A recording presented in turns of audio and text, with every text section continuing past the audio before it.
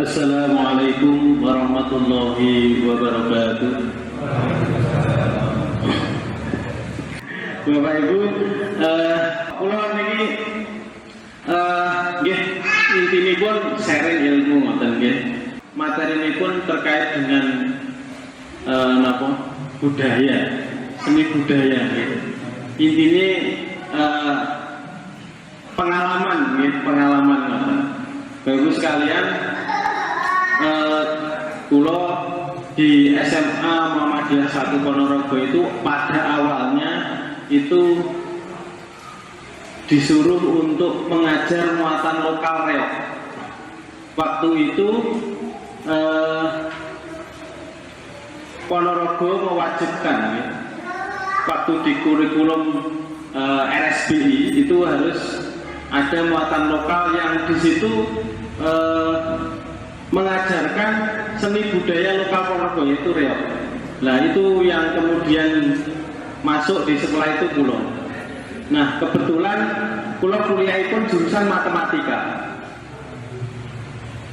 Nah alhamdulillah waktu yang Ponorogo ini kan mulai TK kon reokan. Ya pengalamannya saking beriku. Alhamdulillah punya pengalaman. Kemudian dari sisi spiritualitas, artinya pun dipagari dari kecil di depan ada masjid Muhammadiyah, sehingga ketika berseni pun juga ada rasa yang berbeda, boten kados selintunipun. Nah, ketika di Unmu kebetulan teman-teman di manajemen itu mendirikan reok Simo Budi Utomo. Nah, kebetulan kula teng FKIP menika satu-satunya yang diajak. Nah, dari situ ketika melihat budaya itu kan perilaku. Nah, perilaku di dalam reok itu ada banyak hal yang ini tugas kita untuk meluruskan. Walaupun itu berat, apalagi di reok Bapak Ibu. Di reok itu yang Bapak Ibu nggih ngertos piyambak. Nek reokan yo nek ngoten-ngoten niku nih. Nah, maka kemudian ketika di Unmu itu juga sama, yang anak-anak yang reok itu, yang gemar reok itu ya ada yang seperti itu, minuman keras, mistis dan sebagainya. Nah, minimal ketika kehadiran saya di sana, karena kula piyambak cilik dhewe nang Unmu niku. Soal semester itu saya tidak piyambak. Jadi kalau ini sudah digugu kira-kira, tapi kalau libur kendel, paling tidak disegani. Artinya ketika perbuatan-perbuatan yang maksiat itu tidak di mata, tidak terang-terangan seperti itu. Itu yang bisa saya lakukan. Tapi saya tidak bertahan lama. Pulau medal, hanya bertahan beberapa tahun. Nah kemudian sebelum lulus itu saya masuk di SMA Muhammadiyah. Nah di sana alhamdulillah saya difasilitasi bagaimana mengembangkan reok yang sesuai dengan budaya Islam, walaupun mungkin beberapa hal masih banyak yang harus diperbaiki. Nah di Ponorogo ini ketika di festival reok nasional misalkan, ataupun berangkat dari napa niku misalnya nek sing viral niku kan wonten basket, wonten olahraga, terutama niku kan nek berhijab itu kan banyak perjuangan dari teman-teman di sana yang akhirnya sak menika nggih diakui. Sama halnya kan reok ngoten. Ketika saya di Unmu itu usul mbok jatine jilbaban niku nggih dimusuhi tiyang kata. Tidak boleh nek ora gelem ora jilbaban ya ora sampeyan. Seperti itu. Nah, maka kemudian ketika saya di SMA Muhammadiyah ini juga memperjuangkan seperti itu. Karena apa? Teman-teman yang dari sekolah non Muhammadiyah, misalkan dari SMA 1, SMA 2, SMA 3, kemudian dari grup-grup lain yang biasanya setiap harinya berhijab, ketika ingin menampilkan reok di situ ya misalkan karena tugas dan sebagainya, itu ya dia harus melepas. Nah, bagaimana kemudian ada pengakuan di sana, maka selama 5 tahun kula niku napa jenenge keliling teng dinas pariwisata, teng yayasan Reog, tokoh-tokoh itu saya datangi satu-satu, diajak ngobrol, yang pada akhirnya tahun 2000 saya lupa tahun berapa itu menjadi legal, boleh. Dan sekarang dari pondok pun yang kemudian ikut di festival Reog itu, yang karena di Reog itu kan iringannya itu ada pesan-pesan yang disampaikan, misi dakwahnya di sana, tidak sekedar jadi yang buatan sekedar jaga jebakan kan buatan, kan harus ada pesan-pesan yang disampaikan yang di situ sumbernya dari kitab kita, ada Al-Quran dan hadis. Kalau yang lainnya pesan itu sumbernya dari kitab-kitab Hindu, Buddha, terus nomor jenenge nomor Pak dungone yang animisme ngoten niku namine napa? Joko. Saking Joko, sumbernya di ngoten-ngoten niku. Nah, tapi bagaimana kita mengalihkan itu sumbernya ya dari Al-Quran kita, dari hadis, dari kata-kata mutiara, dari mahfudz dan lain sebagainya itu. Nah, sehingga bisa mewarnai. Karena di dunia Reog pun juga perlu sentuhan kita. Gitu. Makanya di Muhammadiyah itu ada namanya dakwah khusus, dakwah kultural. Itu dakwah di bidang-bidang itu. Ada yang punya kompetensi di kalangan PSK, Surabaya itu kan sampai saged memprakarsai penutupan napa jenenge lokalisasi Kerembangan niku Muhammadiyah. Napa cepet boten niku bertahun-tahun. Dadose nek napa jenenge lokalisasi niku kan gang-gang. Lah niku nek enten siti sing didol wonten dituku Muhammadiyah didirikan masjid. Mungkin enten didol malih ditumbas. Ketika masjid menika dianakne pengajian biasanya lokalisasinya ditutup. Nah, makanya nek pun masjid-masjid kayak sering dianakne pengajian malah tutup. Itu salah satu caranya. Nah, setelah itu ada dokter Muhammadiyah situ. Para PSK ini kalau berobat di situ gratis. Kalau ada kemudian keluhan-keluhan di Bandung. Nah, itulah yang kemudian melatar belakangi penutupan lokalisasi Kerembangan di Surabaya itu. Kemudian disusul Ndoli, itu kontribusi Muhammadiyah yang besar. Ada lagi yang berdakwah di tahanan. Ada lagi yang di kalangan preman, ini sing rotok keras-keras ini. Di Reog juga begitu. Teng Reog niku kula ngomong, "Ayo salat-salat niku diri." Ya apa? Ora usuk canom ragel gitu ya. Nah, tapi disampaikan terus. Ya.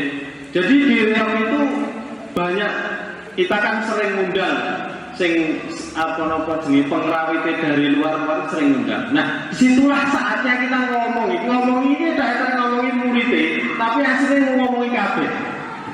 Siapa tahu doanya kan, siapa tahu mereka dapat hidayah. Nah, itu banyak yang kemudian pengakuannya. Ada yang ketika saya sampaikan yang ngoten niku teng wingi yo ngrasani iki apa sing diomongin. Nah, suatu ketika beberapa yang mendengar itu datang ke rumah. Mereka ini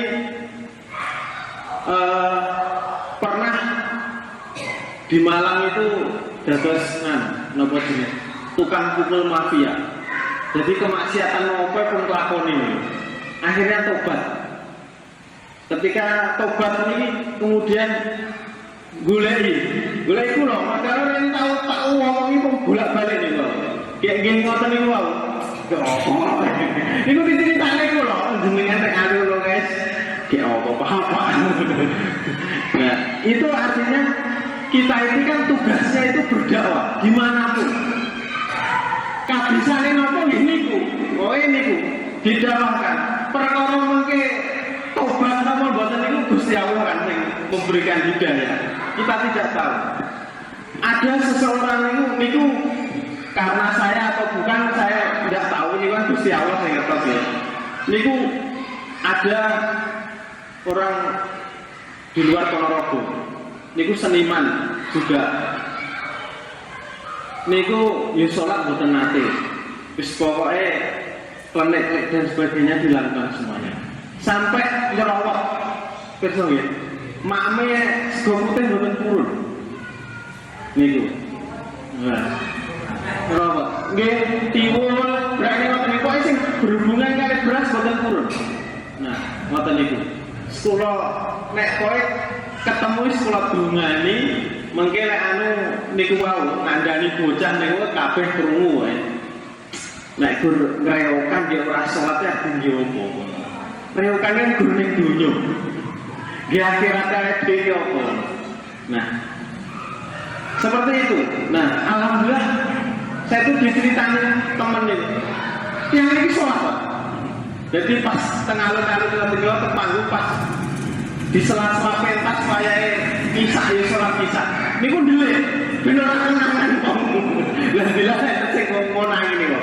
Alhamdulillah sholat. Ya alhamdulillah kita artinya kita ini apa itu tugasnya adalah menyampaikan, tidak bisa merubah, tapi menyampaikan. Dan kapan berubahnya juga kita tidak tahu. Nah, maka termasuk itu tadi.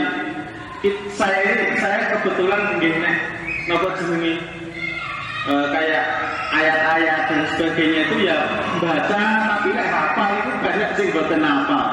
Gitu. Tahu ya itu dari sedikit itu saya berusaha untuk menyampaikan sesuai kompetensi saya. Mbah kula niku tukang garong, terkenal teng Soko, Pirose tapi kula ngiderengan soalnya dipateni waktu itu. Zaman PKI. Niku mbah kula niku nggih niku mbah kula niku nggih melok PKI ini napa sing ora melu kula mboten ngertos. Artinya tukang barong rasa ngoten niku. Nah, niku ketoke itu turunannya terus teng kula. Niku dari itu tiang-tiang.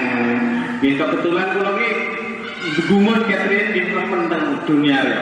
Tapi kalau ningali reok sing teng napa tanggapan teng pikir mboten remen. Nah, di SMA itu saya berusaha untuk bagaimana reok ini tanpa mistis, tanpa miras. Kalau bisa juga tidak merokok.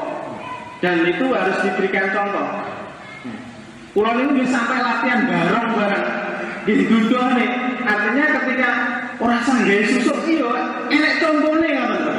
Jadi kira contohnya kan misalkan begitu. Jadi kita harus memberikan contoh juga.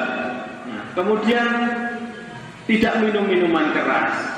Karena kalau minum minuman keras itu juga seninya juga tidak bisa keluar. Wong mendem itu kan orang kena diatur sangat PDW. Padahal di reok itu seninya ya aturan, kompak dan sebagainya. Nah, kemudian ya orang rokok, kalau mboten merokok alhamdulillah. Jadi yang kena aturan Muhammadiyah mengharapkan rokoknya kok aman loh. Ya kalau rokok ya piye. Nggih, alhamdulillah mboten merokok juga. Nah, bahwa itu kita berusaha. Jadi kita berusaha termasuk alhamdulillah salah ada murid dari kita itu dulu ketua paguyuban. Jadi di SMA juga kita buat paguyuban reok. Artinya anak itu tidak sekedar latihan nari tapi juga bisa manajemen. Sekarang ini jadi polisi di Polres Ponorogo. Yang dia ini juga akhirnya menjalankan misi apa yang kita misikan di sekolah sebelumnya. Jadi di Polres ini juga sama ada reok Kamtipmas. Di situ bagaimana reok itu tanpa miras. Nah, kayak mistisnya duko ini kan raketok tanpa miras. Nah, ini murid kita ini juga berusaha untuk menyampaikan apa yang sudah kita sampaikan itu. Termasuk ketika lulus jadi polisi itu syukuran tentang bione gangguan gitu. Reokan. Boten nyiapi omben, gitu mriko. Boten nyiapi omben.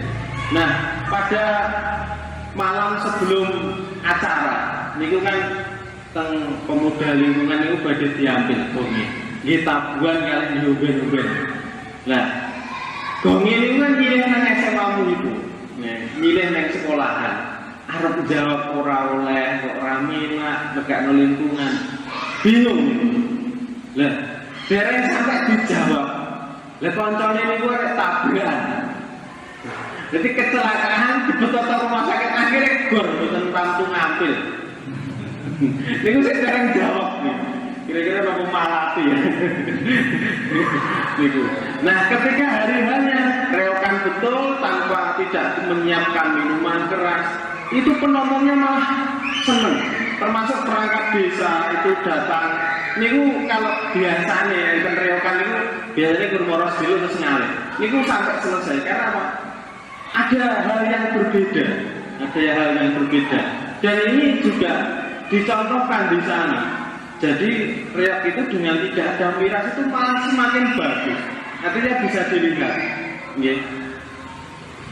seperti itu.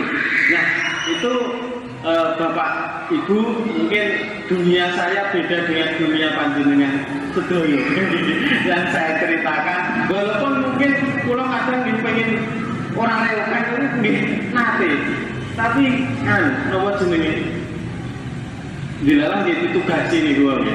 Karena kalau sing kenten niki teng ngurusi reok ini karena tugas ya. 2000 berapa itu tugas muatan reok, kemudian selang beberapa tahun kembali ke jalan yang benar, saya ngajarnya matematika. Tapi saya tetap ngurusi reok gitu. Dan sekarang ini alhamdulillah kalau di Unmuh Ponorogo dari penelitian-penelitian itu akhirnya mengklasifikasikan reok. Reok itu wonten beberapa varian. Ada reok obyok. Reok obyok ini sing teng di kampung yang ditanggap-tanggap terus jadile kata endek. Itu reok obyok. Nah, kemudian ada reok pelajar, ada reok festival yang nanti ditampilkan di festival reok nanti. Kemudian ada reok santri. Itu dari kelompok-kelompok ya santri yang menyelenggarakan, termasuk kita di SMA MIPU ini tergolong itu. Kita sudah berusaha dari dulu seperti itu. Nah, dan ini masuk klasifikasinya di sana. Dan kita terus berusaha untuk berbenah, menyampaikan hal-hal yang kebaikan di sana. Jadi murid kita itu dari SD, TK, SD, SMP itu kan kuatah yang reok ya. Nah, itulah yang kemudian diadai terus diarahkan. Diomongin insya Allah dari 30 orang kita 10 insya Allah nggih ngrungokne nggih. Yang lain mungkin nek ngrungokne sik keri lagi sadar ngoten nggih enten. Dan hampir sebagian besar mboten purun, Pak. Kan sing wedok niku jate kados jate mboten purun. Nah, mboten purun. Isin. Ya, kan paling tidak mboten isin niku. Nek lintune sosok malah mboten isin belas. Di temui pokoknya. Walaupun ini tentang dunia reok niku nggih sudah mulai ada pembahasan. Jadi jatil saiki nggih kudune gawe jaran ngoten niku. Nggo eblet istilahnya ngoten. Terus katoke aja ndek-ndek ngono kae. Itu sudah mulai diingatkan terus oleh para sesepuh. Artinya nggih ternyata ngoten-ngoten niku nggih risih. Tiyang niku sisi risih nggih. Lah sing nyawang niku nggih sing deloki cah cilik-cilik. Ibu-ibu pripun ngoten niku ningali. Kaum jenengan lho niku. Kalau Pak niku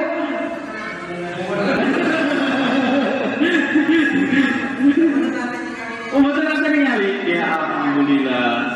Nggih, mugi-mugi putra putri-putrine mboten ngoten nggih. Terjerumus ngoten nggih. Niku istilahnya jadil obyok. Jadil obyok niku nek nggih ayu pinter ngoten sekali tanggapan nggih 250.000 300 ngoten. Makanya remen Pak. Golek dongane tiyang reokan niku kan udan-udan. Udan layanan wis bayaran. Niku. Terus Bapak Ibu itu pengalaman saya yang selama ini saya lakukan.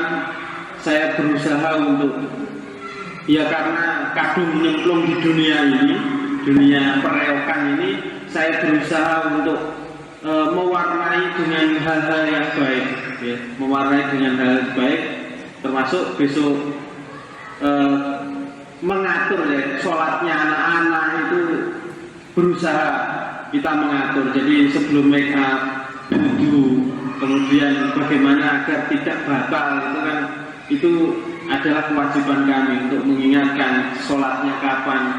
Nah, jadi sebelum latihan jamaah dulu dan sebagainya, kita berusaha untuk memberikan hal positif. Siapa tahu ketika keluar dari sekolah nanti juga mereka menjadi kalau melihat lari ini pinter-pinter ini mestinya ya mungkin mulang mesti kan gitu, ngelatih nari teng bumi. Paling tidak apa yang kita lakukan itu diturun gitu. Nanti ketika mengajari di tempat yang lain juga seperti itu. Harapkan kita seperti itu. Dan kita tidak tahu ke depannya seperti apa. Yang penting saya berusaha semaksimal mungkin apa yang saya bisa. Kalau keliru saya selalu mohon pengampunan dari Allah Subhanahu wa taala.